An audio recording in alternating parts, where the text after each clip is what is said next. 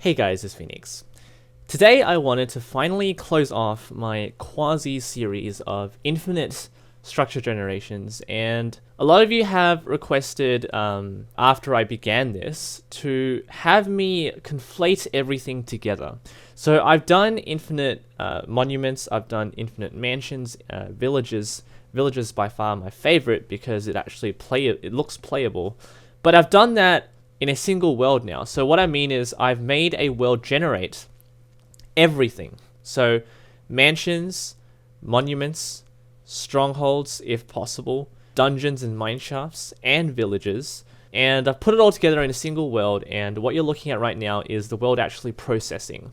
So this took roughly, what time is it right now? I started it at 3 past 12 at midnight. It's right now 19 past midnight. The world has finally been created, but the world in itself still needs to load the chunks.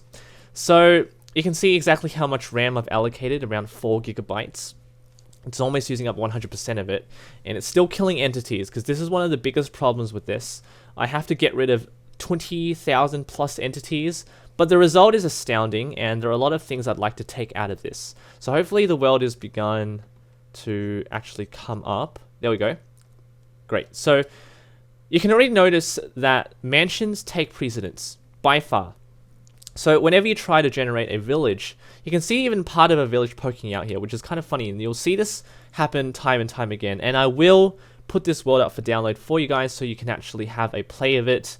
But I implore you to take a bit of care with this, because this is really difficult for your computer to load. If you want to play this, make sure you allocate enough RAM, because that's one of the biggest problems when processing the world. Alright, so you've got part of a village actually poking out of the mansion. Now, villages are really hard to find, even though I've made it infinite villages. And the reason for that is mansions take precedence. So what happens is, after a village is spawned in, you can actually see nitwits being killed and clerics being killed, butchers being killed, butchers being butchered. So villages are actually there, but you don't see them because the mansion overrides it. And the code doesn't supersede it in itself, but a mansion is so big you won't see anything. And at the the bottom floor, well, middle floor, you will see monuments, ocean monuments, infinitely spawning underneath the mansions, and they won't override it because the mansions are they spawn above sea level, and they continue to layer upon each other. And I made this world and amplified enough so mansions will spawn above each other and on top of each other.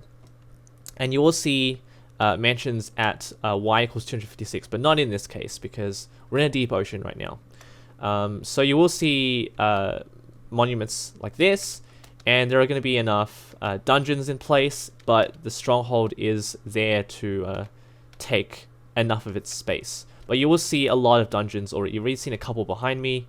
Alright, so I found another one, which I thought I would actually, after a bit of time.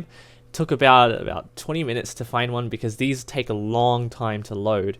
But you can now see, and it's starting to lag a lot for me now, you can now see part of a village that is cut off. It's a desert village, cut off by the mansion, and it's kind of hard for the player to move around now. I actually can, but there are frame drops now because it's so heavy.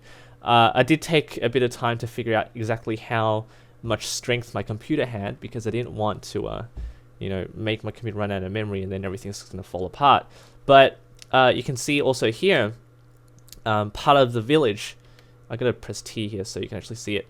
There's a pathway generated through a mansion, and the mansion actually uses the same mechanism as a village does. When a mansion cannot find any land to spawn in, it's going to generate a whole pile of cobblestone and then elevate itself. So I'm at y equals 156, and this mansion is likely going to go all the way up to the height level. And the roof will cut off, and then you'll be able to see all the rooms. So I'm going to fly all the way up, and you'll see some frame drops yet again. I cannot avoid this, but now you can see the village over there. But there's not many villages here now because of just how many mansions supersede the generation. Here's another screenshot of what I found earlier. So it's kind of funny seeing villagers now spawning or capable of spawning at the top of a mansion's roof. So that's another thing. So if you guys really want to play this this world, you can find a download in the description. But now you're just seeing how much lag this is creating. Even me not trying to play this and just generating chunks after chunks, maybe you can copy the region files into a normal world so you won't have to deal with this. Otherwise, this is exactly what happens when you generate infinite mansions, infinite villages, infinite monuments, infinite pretty much all the majority of the large structures in Minecraft, and everything's beginning to crash for me now. But yeah, I'm still killing all the entities, and that's exactly what happens. So hopefully you guys enjoyed this little infinite structure series. I can't play anymore. I really cannot. This has happened to me multiple times, and every time I try to reopen the world, it just doesn't open. So thank you all for watching, bearing with me. Leave a like, subscribe for more creative content. Take care.